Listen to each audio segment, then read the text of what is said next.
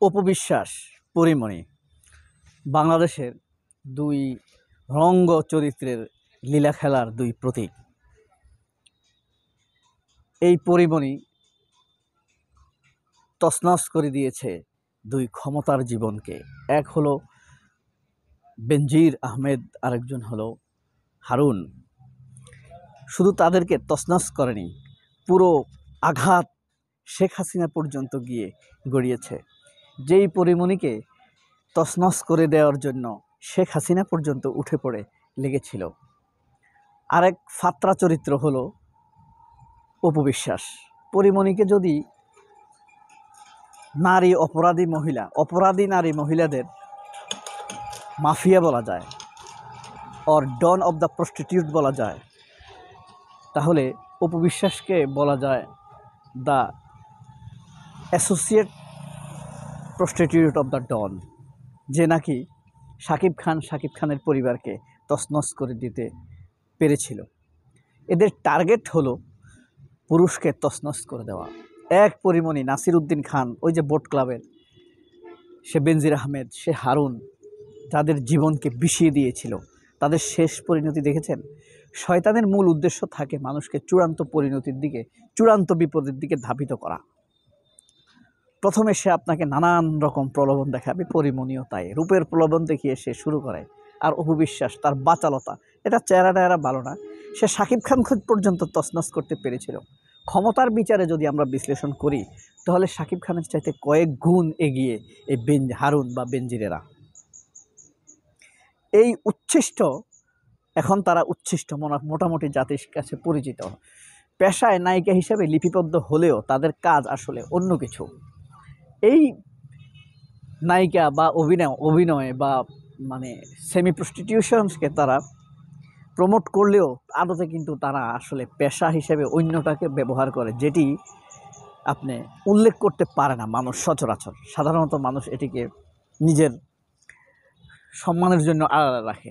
তো অন্য পেশার আড়ালে তারা সাধারণত এই পেশাটিকে তাদের নিজের বলে অভিহিত করে এবং পয়সা উপার্জন করে অন্য দিক থেকে।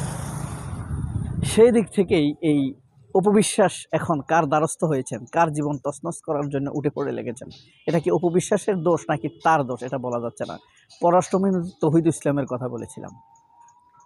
এই অপবিশ্বাসকে আপনি যত কথা বলবেন, যদি প্রশ্ন করেন যে আপনার সৌন্দর্যের ব্যাপারে কিছু বলেন, সে বলবে আমাকে তো সবাই ভারতীয় নায়িকা মনে করে। আপনি যদি তাকে প্রশ্ন করেন যে আপনাদের বাড়ি কোথায়, সে বলবে আমাদের বাড়ি বগুড়া হলেও আমাদের বাড়ি ভারতে। তাকে যদি আপনি প্রশ্ন করেন আপনার খাদ্যাভ্যাস কী, কয় আমরা ভারতীয় খাবার খেতেই অভ্যস্ত। সে ভারতের বাইরে যেতে পারবে না। নানান রকম গৌরব করে সে ওই ঘুরিয়ে পেঁচিয়ে এসে সেখানে আসবে, ওই কুমিরের রচনার মতো অথবা গরুর রচনার মতো। আপনি যাই বলেন না কেন, সে ঘুরে ফিরে গরুর মধ্যে যাবে অথবা কুমিরের মধ্যে যাবে। কুমিরের লেজ কাটা, খাস কাটা, গরুর লেজ, এই সেই। নদীর রচনা লিখতে বলেছে, সে গরুর রচনায় চলে যাবে। নদী শুকিয়ে গিয়েছে, সেখানে গরু ঘাস খাচ্ছে, এবার গরুরটা শুরু করবে। অপবিশ্বাসকে আপনি যাই বলেন, সে শেষমেশ তার নানার বাড়ি, বাপের বাড়ি, এই সে নায়িকা ছিল, তার বাড়ি কলকাতা, এগুলোই সে বলতে শুরু করবে। এই যে আমাদের একই চরিত্রের লোক হলো আমাদের তৌহিদুল ইসলাম, পররাষ্ট্র উপদেষ্টা। এর নাম শুরু করার আগে তাকে প্রচুর কিছু লিস্ট করে গালি দেওয়া উচিত। আমি লিস্টটা লিখে নিয়ে এসেছি। এই তৌহিদ ইসলাম আসলে মানে সাধারণ কোনো জন্ম নেওয়া লোক না, সে যৌথ বিধিতে জন্ম নেওয়া। তার মায়ের হয়তো বা বহু লোকের সাথে অবৈধ সম্পর্ক ছিল, অপবিশ্বাস আর পরীমণিদের মতো।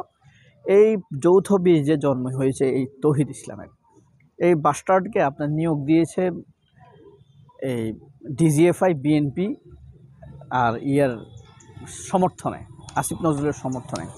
হেন কোনো কাজ নাই পুরো ভারতীয় সে যেটা করে নাই। ভারত আমাদের সীমান্তে মানুষ মারছে, ভয়াবহ অপরাধ বিশ্বের জেনেভা কনভেনশন অনুযায়ী। ভারত আমাদের বাণিজ্য চুক্তি আলোচনা ছাড়া বন্ধ করে দিয়েছে, সীমান্তে পুশ ইন করছে, করিডোর বর্ডারগুলো বন্ধ করে দিয়েছে, আমাদের রোগীদের ভিসা বন্ধ করে দিয়েছে।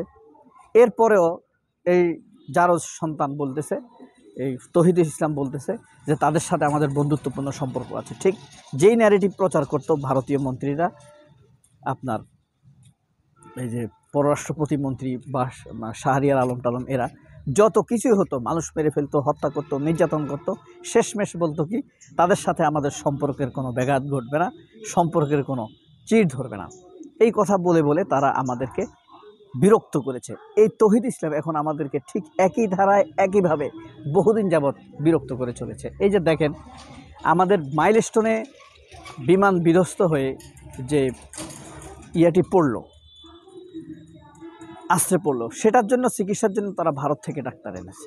সে ভারত থেকে, এটা নাকি বন্ধুত্বের জন্য এটা খুব জরুরি। এই বাসটারে ভারতেরকে আমাদের ইলিশ মাছ পাঠায়, আবার আম পাঠায়, ইউনুসকে ভায়োলেট করে সিদ্ধান্ত নেয়। তার গুরু মনে হয় যেন আসিফ নজরুল আর বিএনপি। ও কি বিএনপির আসলে উপকার করছে নাকি বিএনপির ক্ষতি করছে, সে নিজে হয়তো বলতে পারবে কিনা, নানানভাবে এটা সন্দেহ বিদ্যমান। এখন এই যে এসব শয়তানেরা যে প্রীতিতে এগোয়, যতটুকু তারা অগ্রসর হয় সেইভাবে, বা যে প্রতিফলিত তাদের কাজের যে প্রতিফলন ঘটে আমাদের জীবনে কর্মে বা সংবাদপত্রে আমরা যদি দেখি, সাচ্চা ভারতপন্থী লোক হিসাবে এই বাসটাকে ট্রিট করা যায়। ওই অপবিশ্বাসের চরিত্র, পরিমণির চরিত্র আর এই তৌহিদের চরিত্র একই জিনিস। আমরা মানুষ যেভাবে ইয়েকে জুতা মারছে,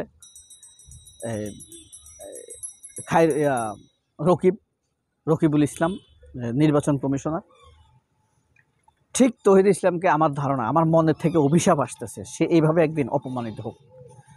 মানুষের অনুভূতি বুঝে যে কাজ করবে না, সেই হলো মানুষের শত্রু।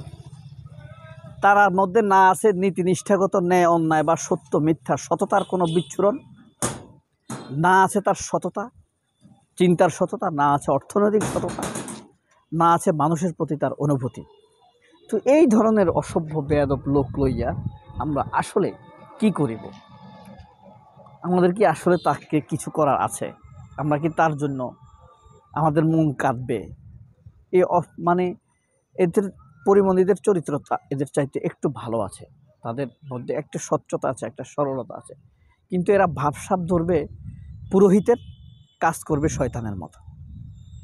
পুরোহিতরাও যেরকম শুদ্ধতার ভাব ধরে, শুদ্ধতার মন্ত্র পড়ে, কিন্তু তার অজান্তেই তার চর্চাটা হলো শয়তানের। ঠিক একইভাবে তৌহিদ ইসলামের কথাবার্তা, আচরণ, বিনম্রতা, মানে এক্সপ্রেশন, আর্টিফিশিয়াল এক্সপ্রেশন সবই হলো পুরোহিতদের মতোই, ভিতরে তার শয়তানি খেলা করে, তার অজান্তেই শয়তান রাজত্ব করে, শয়তানি তার নির্দেশগুলো বাস্তবায়ন করে তাকে দিয়ে। কথা হলো এইসবের শেষ কোথায়? আমরা কি এই ভারতের বিরক্তিকর যন্ত্রণাদায়ক অত্যাচার থেকে মুক্তি পাবো না? যদি না পাই, এদের কারণেই। জুতা মারুন গালে গালে, আয়োজন করুন, কোনো ওয়ালে একটি দাগ থাকতে পারে, সেখানে আমরা তাদেরকে জুতা মারতে পারি। সবাই অনেক ভালো থাকবেন। আল্লাহ হাফেজ। আসসালামু আলাইকুম।